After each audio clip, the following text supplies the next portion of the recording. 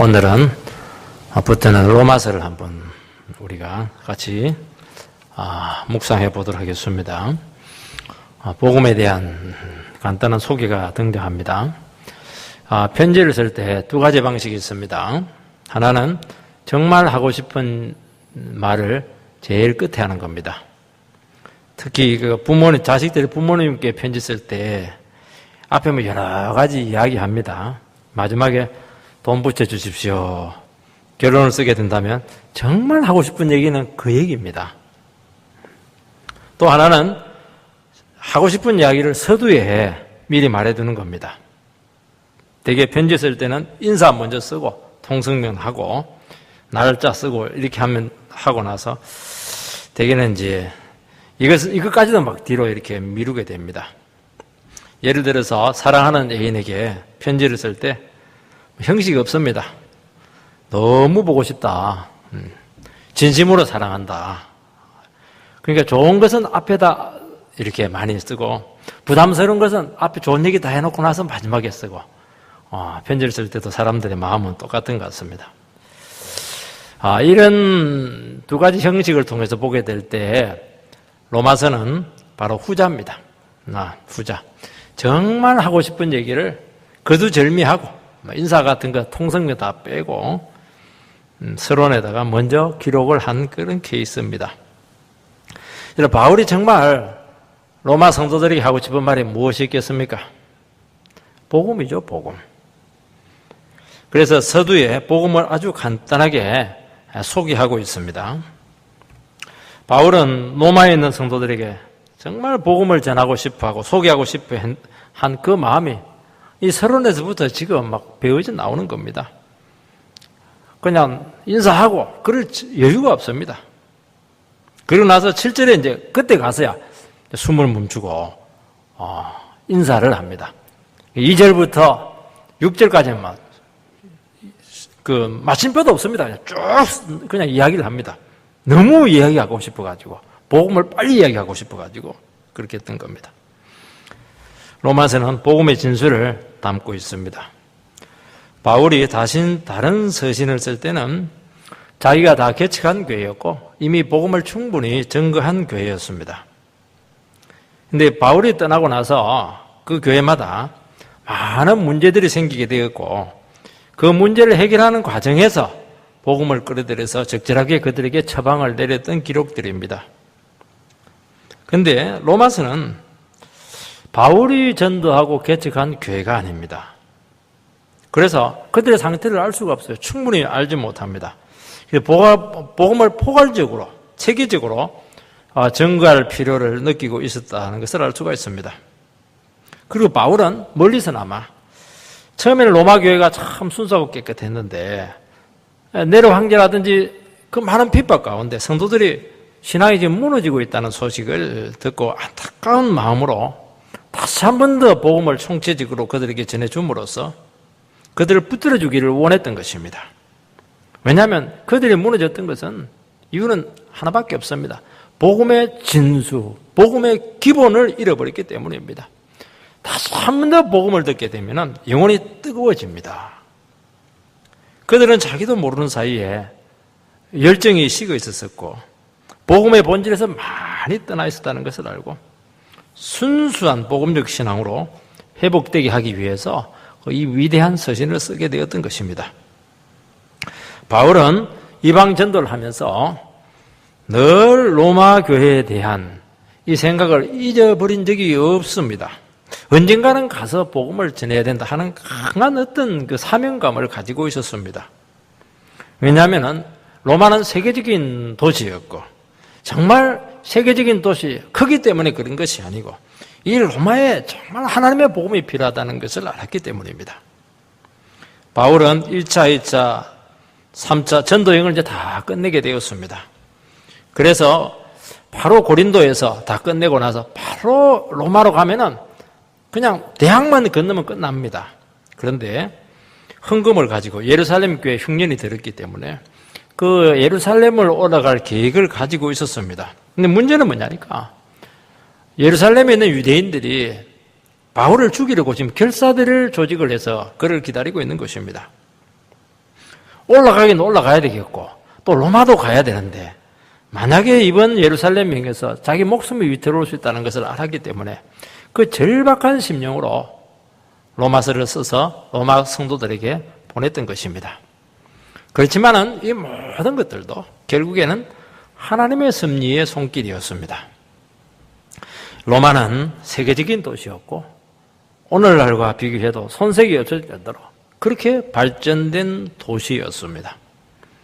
인간이 만든 최고의 도시고 가장 인본적인 곳이 로마 도시였습니다. 인본적이라고 하는 것은 인간의 위대성을 가장 잘 드러내었다는 것을 이야기합니다. 인간의 정신력, 인간의 고상함, 인간의 그 따뜻함, 아름다움들, 그 윤리들 이런 것들이 잘 나타난 곳이 어디냐면은 로마였습니다. 법이 잘 나타나 있고 정말 체계가 잡혀져 있던 고대 사회에서 수도인 중에서 성벽이 없는 도시는 로마가 유일했습니다. 전부 다 성벽으로, 서울도 전부 다 성벽으로 다 우리는 막지 않았습니까? 로마는 성벽이 없어요. 오늘날 도시하고 똑같습니다. 모든 것은 인간 중심의 가치로 평가가 되고 있었습니다. 그 로마 사람들 마음속에는 이 로마의 영광에 너무너무 취해 있었습니다.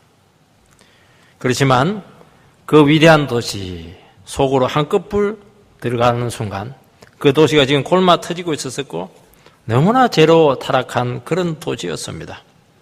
그래서 이것을 치료할 수 있는 유일한 길은 강력한 복음밖에 없었던 것입니다.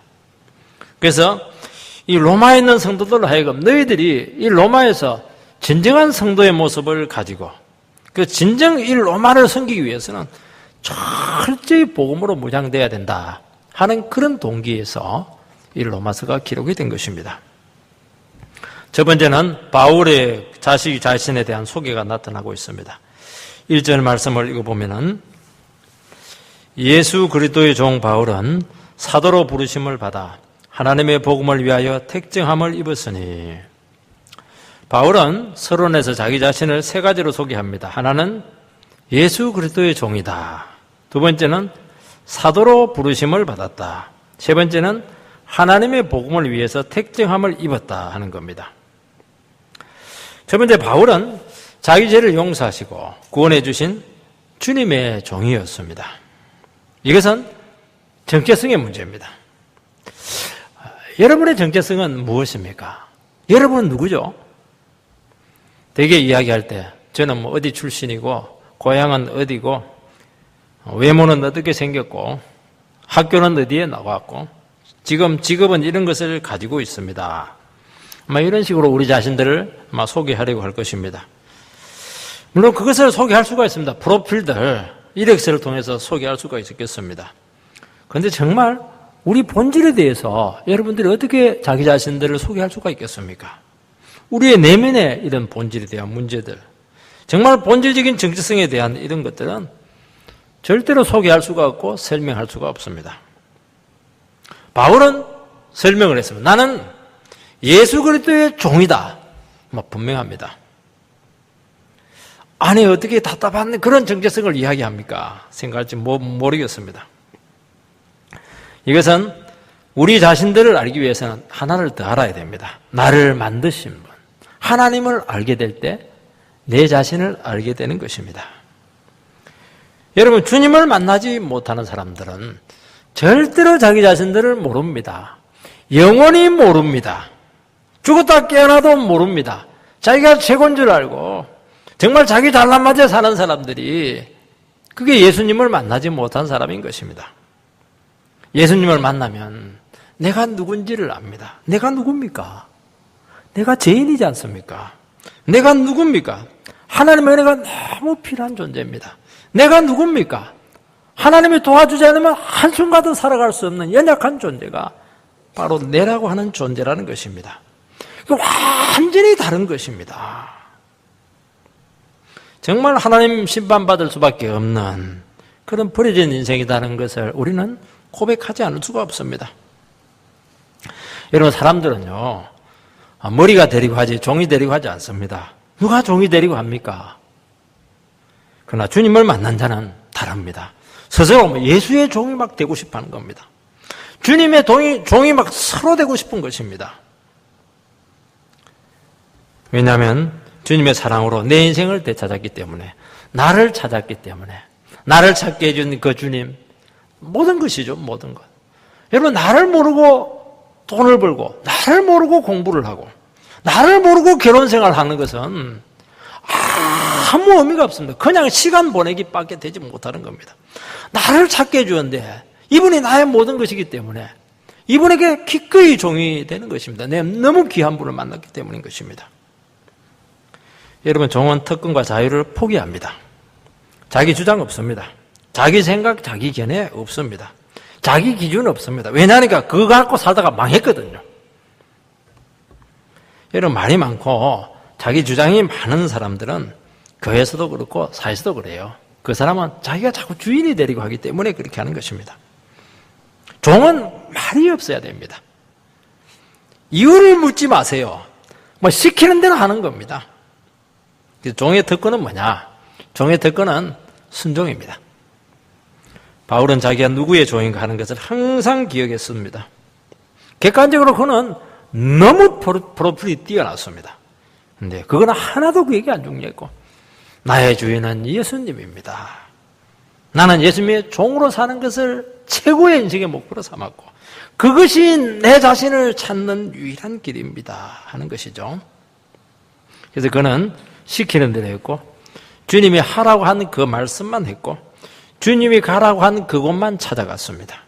주님이 하지 말라고 하면 계속 기다렸습니다. 10년 이상 그냥 아라비아 사막 광야에서 그냥 기도하고 기다렸습니다.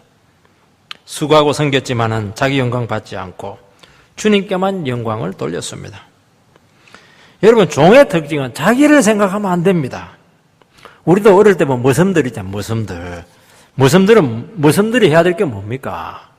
머슴이 있다가 가만히 앉아가지고, 부뚜막에 앉아가지고, 내가 왜 사나? 이런 생각하면 안 됩니다. 그러면 안 되는 거예요.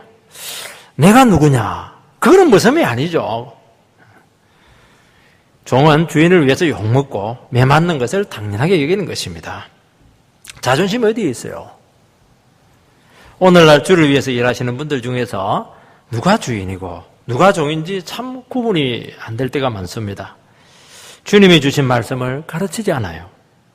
자기 생각을 자꾸 이야기합니다. 종은 자기 생각 이야기하면 안 됩니다. 여러분, 성경 말씀만 이야기해야 됩니다. 주님의 사람으로 만들지 않고 자꾸 자기 사람으로 만듭니다. 여러분, 교회에서도요, 주님의 일을 안 합니다. 교회에서도 자꾸 자기 일을 합니다. 여러분, 종이 주인처럼 대접을 받아서야 되겠습니까? 주님의 영혼을 섬기고 주님의 영혼들이 행복하도록 돕도록 종은 섬기는 것입니다.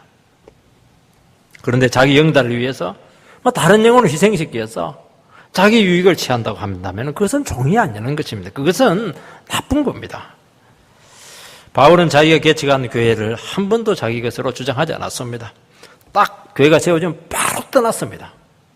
임시로 주님께서 맡겨주신 그것을 주님을 대신해서 섬기라고 주셨다는 것을 한순간도 잊지 않았습니다. 그래서 그것을 위해서 핍박받고 수치당하는 것을 당연하게 여기고 그것을 도리어 참 특권으로 생각을 했었습니다. 나는 예수 때문에 흔적을 남겼다. 특권이에요. 나는 예수 때문에 고생했다. 예수 때문에 수치를 다 당했다. 여러분, 종이 존경받고 이렇게 하면 그것은 치욕입니다. 근데 종이 예수 때문에 욕을 들어먹고 예수 때문에 그냥 조롱을 받고 짓밟히고 이것은 특권 중에 특권입니다. 그래서 바울은 자기 학벌 자랑할 거 하나도 없습니다. 뭘 자랑합니까?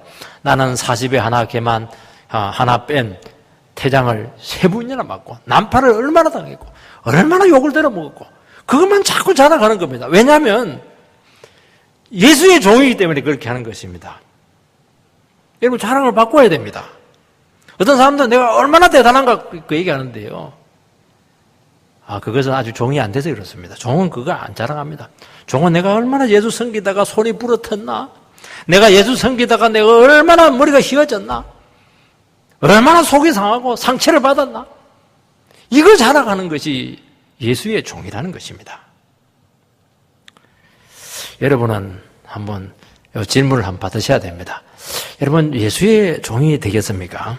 굉장히 조심스럽게 대답을 해야 됩니다. 그 순간 여러분의 삶이 없습니다. 수치와 모멸감을 당할 각오를 해야 된다는 것입니다. 두 번째, 바울은 하나님의 복음을 위해서 택정함을 받습니다. 택정함을 받았다고 하는 것은 특별한 용도를 위해서 주인으로부터 부르심을 받았다는 겁니다. 여러분, 특별 용도로 구별된 사람은 다른 일을 해서는 안 됩니다. 주인이 하게 한 그 특정한 그 일만 감당해야 됩니다. 여러분, 구약에서 제사장들은 하나님께 예배를 수정하는 특별한 그 직분으로 구별이 되었습니다. 그래서 반드시 기름 부음을 받습니다. 그들은 다른 직장을 가질 수 없었고 다른 일을 하면 직무유기입니다. 이들은 직장 없이도 참 존귀하게 사용되었고 자기 자신들은 다른 사람의 헌금으로 살았지만은 다른 사람의 도움으로 산다고 절대로 생각하지 않았습니다. 바울은 복음을 위해서 특별히 택함을 받았습니다. 바울은 다메섹 도성에서 주님을 만난 후에 자기가 완전히 꺾인 후에 주님으로부터 복음에 대한 소명을 받습니다. 바울은 그전에도 열심히 살았습니다. 정말 누구보다도 최선을 다하는 삶을 살았습니다. 그런데 예수를 딱 만나고 나서부터 자기가 지금까지 살아온 것이 의미가 없었고 헛살았다는 것을 알게 됩니다. 그전에는 내가 왜 이 세상에서 존재해야 되는가 하는 것을 전혀 몰랐다는 것을 그때 알았다는 것입니다. 왜냐하면 그전에는 열심히 자기만을 추구했기 때문입니다. 여러분, 소명을 그가 받은 후부터 복음을 밝히고 전하는 것 외에는 자기는 아무것도 할 수가 없었다고 고백하고 있습니다. 바울은 복음을 전하지 않으면 나에게 화가 있으리로다. 나는 너희들에게 복음의 빚진 자다. 막 빚진 자의 심정으로 그들을 찾아갔던 것입니다. 그런 심정으로 살게 되었을 때 바울이 가는 곳마다 능력이 나타났고 복음의 역사가 나타나고 생명 역사가 나타났다는 것입니다. 하나님께서 바로 우리에게 너희들이 왜 예수 믿고 왜 주님의 종으로 살아가느냐, 바로 이 역사를 일으키도록 하기 위해서 불렀다는 것입니다. 여러분, 복음을 밝히고 전하는 것은 다른 어떤 것보다 우선하는 것입니다. 왜냐하면 복음만이 영혼을 살리고 복음만이 인생을 새롭게 하고 복음만이 우리를 변화시킬 수가 있기 때문입니다. 다른 것으로 할 수 있다면 주님께서 반드시 그 방법을 썼을 것입니다. 그러나 그 다른 것은 안 됩니다. 여러분, 이 세상의 다른 것은요, 이 일에 비하면 정말 쉬운 일입니다. 여러분, 오늘 같이 취직하는 거 청년들 얼마나 어렵습니까? 결혼하는 거 참 어려워요. 제가 결혼 안 했을 때는 결혼하신 분들 보니까 전부 다 존경스럽더라고요. 참 어려운 것 같아요. 그러나 우리가 예수 믿고 사람이 변화되는 거, 그 일을 하는 거, 그것보다 어려운 건 하나도 없습니다. 이 세상에서 가장 어려운 것이 사람을 변화시키는 것입니다. 여러분, 그렇게 뛰어난 아빠들, 그렇게 훌륭한 엄마들이 제일 안 되는 게 뭡니까? 내 자식 하나 변화시키지 못하는 겁니다. 거기서 절망합니다. 거기서 이야, 내가 이렇게 똑똑하고 잘 나갔는데 요놈의 자식 하나 내가 그냥 다루지 못하는 것을 보면서 그렇게 겸손해진다는 것입니다. 사람은 자기가 왕이기 때문에 절대로 변화되려고 하지 않습니다. 오직 복음과 성령의 능력으로 변화되는 것입니다. 여러분, 교회에서 말씀이 증거되어야 되는 이유는 영혼을 변화시키기 위해서 그렇게 하는 것입니다. 교회는요, 마음 먹으면 못할 것이 없습니다. 사람 있죠, 돈 있죠, 권력 있죠, 모든 사람들이 다 모여 있습니다. 100명만 되면 못할 게 없는 거예요, 이게. 그거 하면 교회가 아닙니다. 큰일 나는 것입니다. 교회는 오로지 말씀을 증거해가지고 병든 사람들, 그냥 지옥 갈 사람들 전부 다 고쳐내야 되지. 땀만 먹으면 그거는 사교 클럽으로 바뀌는 겁니다. 그래서 말씀이 증거되지 않는 그 교회는 그의 본질을 잃어버리고 있는 것입니다. 사람들은 자기가 변화되고 하기보다는 어떻게 합니까? 자꾸 교회를 바꾸려고 합니다. 그래서 자기를 자꾸 실현시키려고 하고 있고, 그래서 자꾸 인정받으려고 한다는 것입니다. 여러분, 교회에서는 절대 인정받으려고 하면 안 됩니다. 사회에서는 전혀 인정을 받지 못하신 분들이 교회 와서 자꾸 인정을 받으려고 하고 문제를 일으킬 때가 참 많습니다. 그렇게 하면 안 됩니다. 교회는 말씀 듣고 은혜 받고 변화되어서 사회를 변화시키고 사회에서 인정받고 사회에 대해서 진정한 크리스찬으로서의 모습을 드러내는 것이 이게 성도의 바른 모습이라고 분명히 말씀하고 있는 것입니다. 왜 복음을 전하는데 부르심을 받아야 됩니까? 복음을 전하기 위해서는 모든 것을 잃을 각오를 해야 되기 때문인 것입니다. 복음의 반대에 대해서 반드시 견뎌낼 수 있어야 되고, 복음 때문에 찾아오는 그런 모든 긴장들을 이겨낼 수 있어야 되기 때문에 그렇게 하는 것입니다. 그래서 부르심이 필요합니다. 반대했으면 포기하려고 합니다. 돈 생기는 거 아니에요, 이게. 명예가 생기는 건 아닙니다.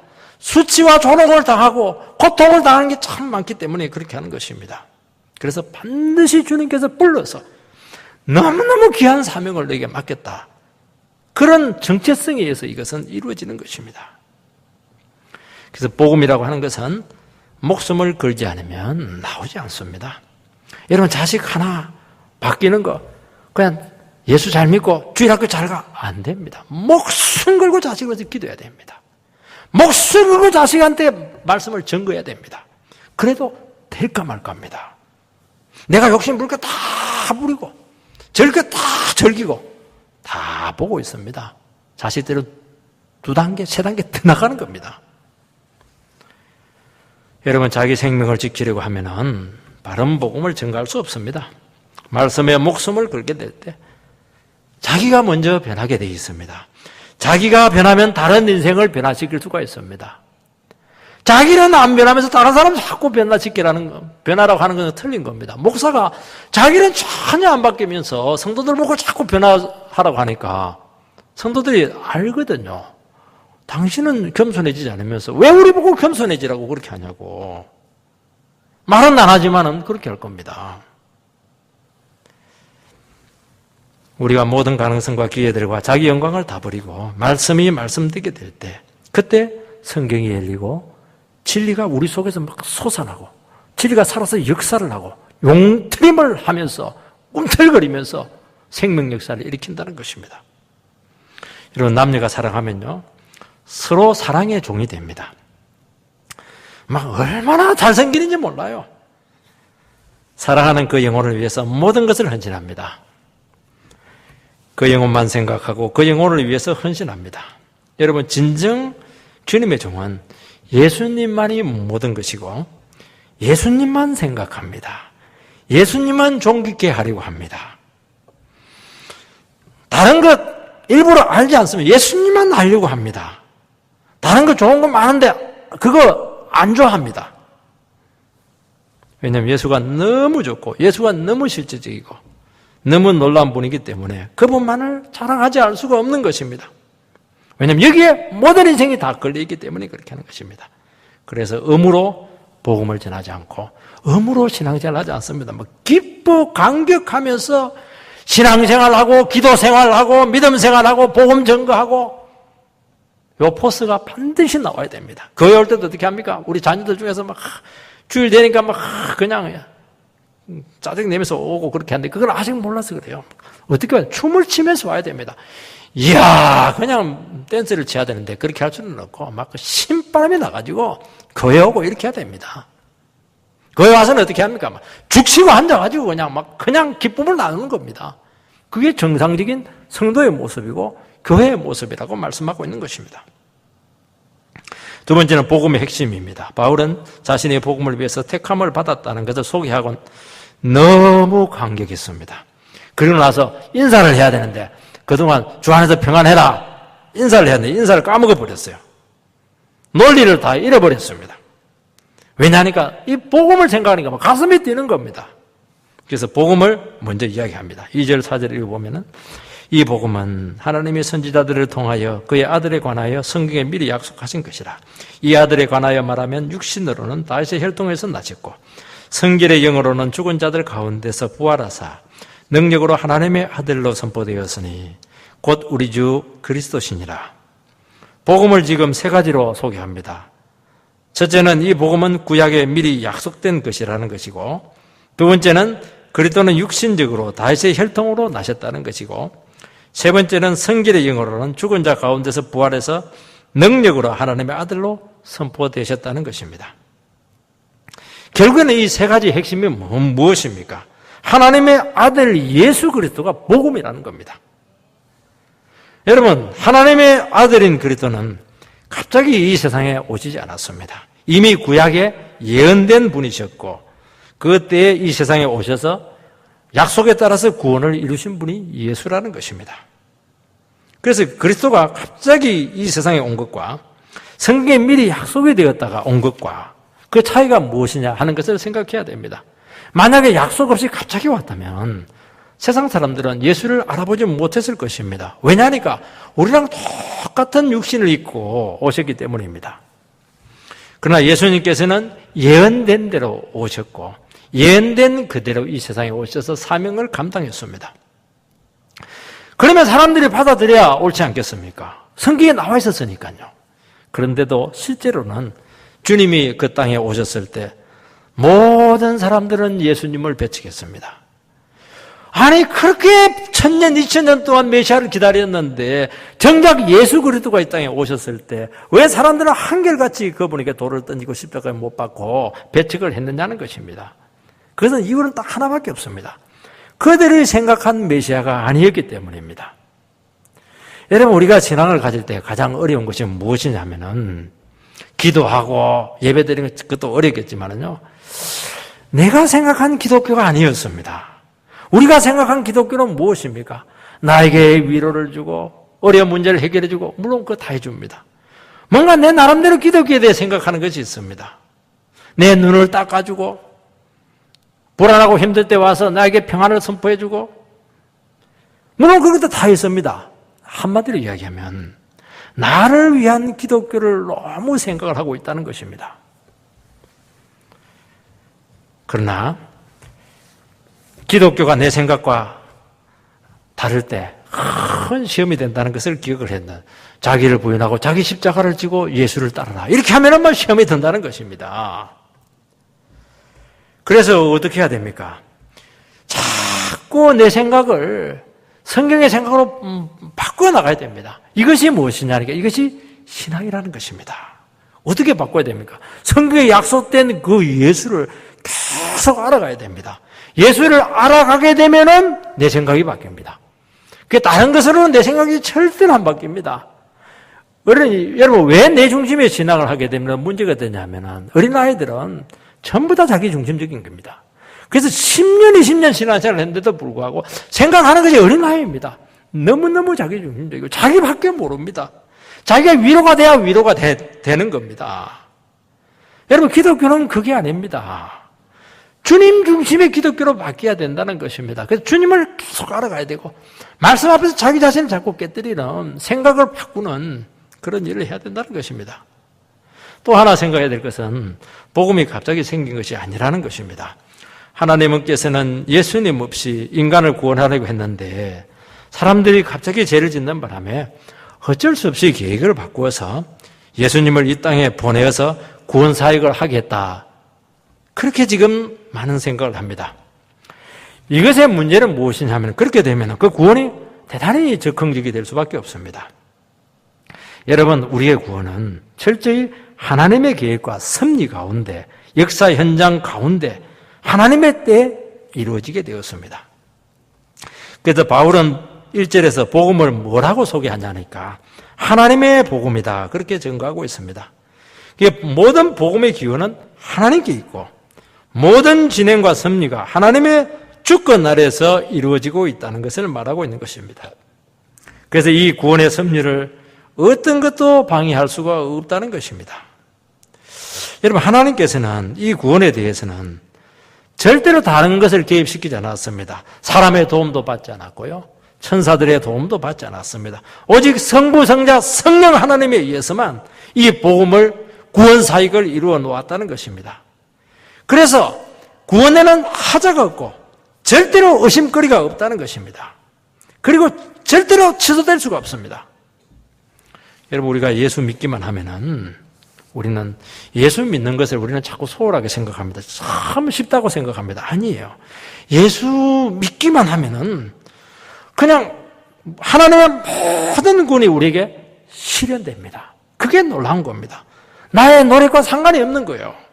예수 믿기만 하면 우리는 복을 받게 되고, 예수 믿기만 하면 새로워지게 되고, 예수 믿기만 하면 영광스러운 삶으로 갈 수밖에 없는 것입니다. 그래서 우리의 상태에 따라서 구원이 왔다 갔다 하지 않는다는 것을 말하는 것입니다. 여러분, 복음처럼 확실하고 정교한 것이 없습니다. 신앙은 예수 믿고 죄 용서 받아서 이 세상에서 잘 사는 것만이 아닙니다. 우리가 하나님의 말씀에 순종해 산다는 것이 여러 삶 중에서 단순히 하나의 삶의 원리를 더 추구한 것이 아니라는 것입니다. 유일한 삶입니다. 여러분, 우리가 하나님 말씀대로 살지 않으면 절대로 우리의 인생이 풀리지 않습니다. 우리의 인생의 결론이 나지가 않고 인생의 의미를 찾을 수가 없습니다. 여러분, 우리의 삶의 모든 모순과 갈등, 이것이 그냥 갑자기 생기게 되어 있습니다. 여러분, 복음에 따라서 살게 될 때 우리 삶에 있는 모든 의문들이 다 풀립니다. 내가 왜 취직이 안 될까? 내가 왜 결혼이 안 될까? 내 삶 왜 이렇게 힘이 들까? 나의 삶이 왜 이렇게 팍팍할까? 그전에는 재수 없다. 내가 부모를 잘못 만나기 때문이다. 때를 잘못 만나기 때문이다. 온갖 생각을 다 한대요. 복음을 딱 알면 전부 다 풀립니다. 여러분, 우리 인생이 한 발자국도 앞으로 못 나가는 이유는 나에게 주어진 이 숙제를 풀어내지 못해서 그런 겁니다. 의문들에 대해서 답이 없기 때문에 한 발자국을 못 나가는 것입니다. 여러분, 우리가 말씀에 따라서 살아가시기 바랍니다. 인생이 다 풀리게 돼 있어요. 여러분, 엉킨 실타래를 풀 때 다 풀지 않습니다. 그럼 매듭만 딱 풀면 다른 거는 자동적으로 풀리게 돼 있는 것입니다. 이런 인생에 풀림이 있게 되기를 축복합니다. 우리가 복을 듣고 믿는 순간, 복음을 듣고 믿는 순간 하나님께서 모든 상황을 어떻게 합니까? 참 그게 위대해요. 복음은 이론이 아니에요. 복음을 믿고 순종하는 순간 하나님께서 그 사람 중심으로 우리의 삶을 재편을 합니다. 하나님께서는 그 사람을 통해서 반드시 일하시고 역사하십니다. 여러분, 집안에서도 진정 복음에 붙들려 살아가는 그 식구는 그 사람을 가족들이 인정하지 않으면 하나님께서 그 사람 식구들, 가족들의 삶을 부정합니다. 보세요. 다 힘없습니다. 직장에서도 예수 믿는 그 사람을 인정하지 않을 때 그 직장의 복을 절대로 받을 수가 없습니다. 이게 참 위대한 겁니다. 우리가 하나님 말씀을 붙든다고 하는 것은 이 세상에서 삶의 주도권을 가져오는 것입니다. 그냥 몇 가지 이익을 취하는 것이 아닙니다. 왜냐하니까 하나님께서 나를 통해서 일하시기 때문인 것입니다. 아브라함에게 너를 축복하는 자를 내가 너를 축복할 것이고 너를 저주하는 자를 내가 저주하겠다.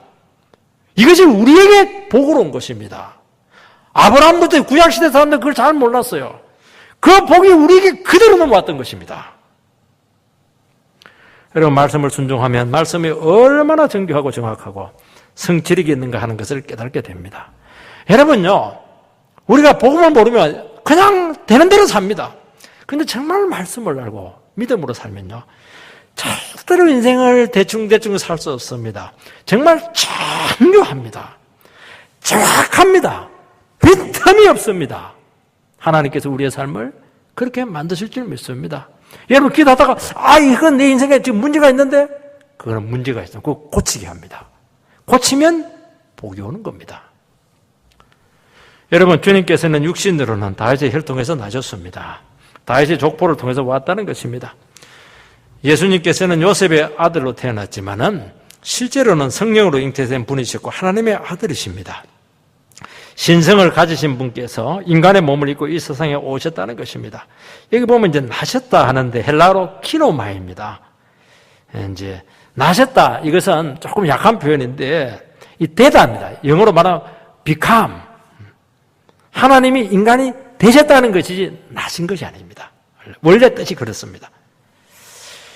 그러니까 예수님께서는 원래 하나님의 아들이셨는데 사람의 모양이 되신 것입니다. becom이 된 것입니다. 여러분, 사람의 모양으로 오신 이유는 한 가지 목적입니다. 인간의 죄 문제를 해결하기 위해서, 하나님과의 바른 관계로 사람들을 인도하시기 위해서 몸을 입고 오신 것입니다. 왜냐하면 모든 인생의 문제는 죄에서 왔기 때문이고, 그 죄가 하나님과의 관계를 깨뜨려서 하나님의 모든 축복을 다 끌어놓았기 때문인 것입니다. 여러분, 몸이 없으면요, 죄가 처리가 안 됩니다. 몸을 제물로 바쳐야 됩니다. 여러분, 그 제물에 흠이 있다든지 그 오염이 되면 그 죽음과 피가 효과가 없습니다. 그래서 구약에서는 짐승을 잡을 때도 절름발이 있는 것들은 절대로 제물이 되지 못하고 제일 깨끗하고 기름지고 확실한 것들을 골라서 제물로 바치게 했던 것입니다. 예수님께서는 그 제물로, 그 몸으로 온전한 제물이 되셨습니다. 그를 믿는 자를 하나님의 백성 되게 해서 정말 다윗이 꿈꾸었던 그런 위대한 하나님 나라를 우리를 통해서 실현하려고 했던 것입니다. 그분이 사람이 되셨기 때문에 내가 죄 용서를 받고 구원이 왔다는 것입니다. 세 번째, 성결의 영으로는 죽은 자들 가운데서 부활하사 능력으로 하나님의 아들로 선포되신 것입니다. 이 어려운 말이 성결의 영입니다. 되게 성령으로 말하는데, 성령님을 보고 성결하다 그렇게 말하지 않습니다. 성결은 죄가 있는데 깨끗하게 되었다는 것을 말하는 것입니다. 성령님께서는 원래 거룩하신 하나님이십니다. 성령이 예수를 죽은 자 가운데서 부활했다 그렇게 말하지 않습니다. 성부 하나님께서 아들을 부활시키신 것입니다. 그래서 이 성결의 영이라고 하는 것은 그 앞에 나오는 육신으로는 하는 그 대조적인 의미로서 인성을 가지신 예수님과 대조되는 신성을 가지신 예수님을 말씀하고 있는 것입니다. 여러분, 예수님께서 이 지상에서 연약한 육신을 입으시고 있었기 때문에 그 신성이 가리워져 있었습니다. 예수님이 십자가에 죽으시고 부활하심으로써 신성을 가지신 하나님의 아들로 드러나고 선포되었다는 것입니다. 그분이 육신을 입고 이루신 그 인간들의 죄에 대한 속죄사역이 그분의 그런 신성에 의해서 완전히 해결이 되었다는 것을 말씀하고 있는 것입니다. 그래서 그분께서는 진정한 주가 되신 것입니다. 예수님께서는 만왕의 왕이시고 만주의 주가 되십니다. 그러나 부활하기 전까지는 나의 주가 되지 못했습니다. 예수님께서 우리 죄를 위해서 죽으시고 부활하심으로써 이제 나의 주가 되었고 나의 구주가 되었다는 것을 말하고 있는 것입니다. 우리의 모든 삶이 예수님에 의해서 결정이 된다는 것을 말씀하고 있는 것입니다. 모든 사탄의 세력과 죽음과 두려움을 누르시고 인간의 근본 죄 문제를 해결하심으로써 진정한 승리자를 우리에게 되게 했다는 것입니다. 그래서 우리가 주 예수 그리스도 이름을 부르기만 하면 그것은 신앙 고백이 될 뿐만 아니라 모든 미신과 죄의 굴레에서 우리를 구원할 수 있게 된다는 것입니다. 이것이 무엇입니까? 이것이 오늘 복음의 핵심이라고 말하는 것입니다. 예수님께서는 약속대로 이 세상에 육신을 입고 오셔서 죽으시고 부활하셨고 주님이 되셨다는 것입니다. 주 예수 그리스도시니라 말씀하고 있는 것입니다. 여러분, 오늘 이 시간 이 성경 말씀이 우리에게 요구하고 있는 것이 무엇입니까? 예수를 나의 구주로 여러분들은 영접하고 의지하고 있느냐는 것입니다. 그분은 나의 주님으로 지금 고백하고 있느냐, 그걸 말씀하고 있는 것입니다. 복음은 단지 교훈이나 사상이 아닙니다. 한 분 인격에 대한 것이요, 한 분에게 모든 관심을 다 가지는 것입니다. 하나님께서는 우리 인간들을 불쌍히 여기셔서 이 세상 가운데 아들을 보내심으로써 우리 삶 가운데 직접 개입하셨습니다. 그리고 인간의 모든 문제를 전적으로 하나님의 능력으로 해결했습니다. 여러분, 인간들은 전혀 구원에 있어서 주장할 근거가 없고 전적으로 은혜로만 나갈 수 있게 되었다는 것입니다. 그래서 구원은 너무너무 사실적이고 실제적인 것이 되었습니다. 그래서 우리에게 찾아온 구원은 절대로 변경되거나 취소될 수가 없는 것입니다. 왜냐하면 하나님께서 나를 찾아왔어요. 그래, 하나님께 일방적으로 나에게 사랑을 베푸셨고 나를 불쌍히 여기셨고 제 가운데서 나를 구원한 것입니다. 여러분, 기독교는 절대로 깨달음의 종교가 아닙니다. 어느 순간 묵상하는 가운데서 갑자기 뭔가 득도한 것이 아닙니다. 하나님께서 모든 것을 다 이루셨고 그것이 부족한 것이 없는 것입니다. 그럼에도 불구하고 하나님 앞에 어떤 인간도 자기를 주장할 수가 없게 되었습니다. 단지 그 은혜에 감사하고 감격하고 그거 외에는 다른 것이 할 것이 전혀 없는 것이 구원인 것입니다. 왜냐하니까 다 해놨거든요. 여러분 재벌의 아들들은 할 게 없어요. 그냥 지갑 가지고 가서 그냥 쓰면 되는 겁니다. 하나님 다 해놨어요. 우리는 예수 믿고 하나님 축복 받고 그냥 믿음으로 살면 되는 것입니다. 예수님은 완전한 인간이시고 완전한 하나님이십니다. 최고의 피조물이고 4대 성인 그런 말 하면 안 됩니다. 인간으로서 하나님의 율법을 완벽하게 순종하시고 하나님의 뜻을 성취하셨습니다.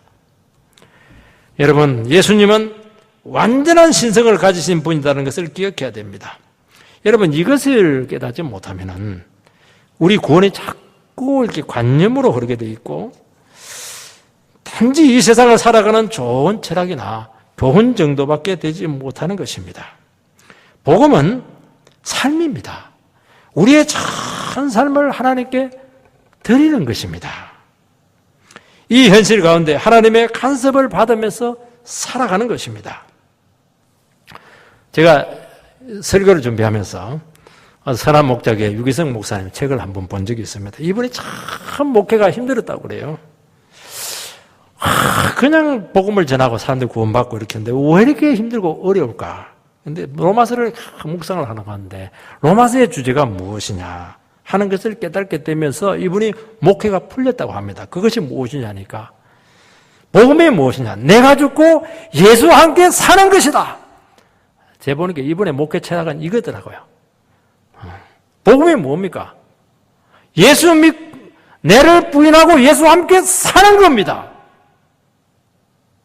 단지 재용서 받고 끝나는 게 아니라는 것이죠. 나를 부인하고 이 세상 가운데 주님과 동행하면서 사는 것입니다. 그러면 다 풀린다는 겁니다. 여러분, 우리에게 생명을 주고 삶의 근본 문제를 해결해 주고 삶 가운데 실제적인 능력이 나타나고 기도하면 응답을 주시고 우리의 삶을 구체적으로 인도하는 것입니다. 이 삶의 기독교, 행동의 기독교, 순종의 기독교, 이것이 복음이라는 것입니다. 여러분, 기독교는 관념이 아닙니다. 그래서 앉아서 생각하는 것은 되지 않아요. 어떻게 해야 됩니까? 하나님 말씀 듣고 실천을 해야 됩니다. 사랑을 해야 되고 구제를 해야 되고 기도를 해줘야 되고 움직여야 됩니다. 여러분, 사랑이 얼마나 아름다운 말입니까? 사랑하면 자기 나름대로 다 할 말이 있고 일리가 있습니다. 그러나 기독교의 사랑은 말로 하는 사랑이 아닙니다. 기독교의 사랑이 무엇입니까? 예수님처럼 자기를 십자가에 못 박아서 죄인을 구원했던 것처럼 우리 자신들도 우리 자신들을 다른 영혼에서 십자가에 못 박고 나를 부인해서 다른 영혼의 근본적이고 진정한 필요를 채워주는 것, 이것이 기독교의 사랑입니다. 애매한 거 하나도 없습니다. 너무너무 실제적이고 근본적이고 본질적인 사랑을 하게 한다는 것입니다. 여러분, 경건이 무엇입니까? 경건이 얼마나 거룩한 말입니까? 여러분, 불교라든지 다른 종교, 이슬람교, 이 경건은 기독교인들이 흉내를 내지도 못합니다. 이슬람 사람들은 40일 라마단 금식을 하지 않습니까? 불교도들이 얼마나 경건합니까?